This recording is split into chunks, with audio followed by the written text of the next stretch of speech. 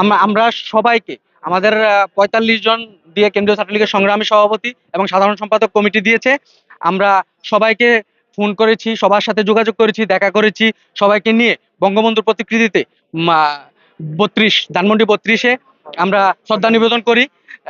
সবাই ছিল, প্রায় কিছু লোক বলতে ২-১ জনের মধ্যে মনোমালিন্য ছিল, তাদেরকেও আমরা আমাদের কাছে নিয়ে আসবো ইনশাল্লাহ। আমরা তাদের সাথে কথা বলেছি, তারা ছাত্রলীগ করেছে এবং করবে। সভাপতি সাধারণ সম্পাদক তো আর সবাইকে দেওয়া সম্ভব না। গণতান্ত্রিক প্রক্রিয়ায় যে হওয়ার কথা ছিল, কেন্দ্রীয় ছাত্রলীগ বিবেচনা করে আমাদেরকে কমিটি দিয়েছে। আমাদের নেতা আহম মুস্তফা কামাল এমপি, জেলা আওয়ামী লীগের সংগ্রামী সভাপতি এবং বিপ্লবী সাধারণ সম্পাদক, সাবেক রেলপথ মন্ত্রী মুজিবুল হক মুজিব এমপি, এবং জেলা আওয়ামী লীগের সিনিয়র সহ সভাপতি, স্থানীয় সরকার পল্লী উন্নয়ন মন্ত্রণালয়ের সমবায়ক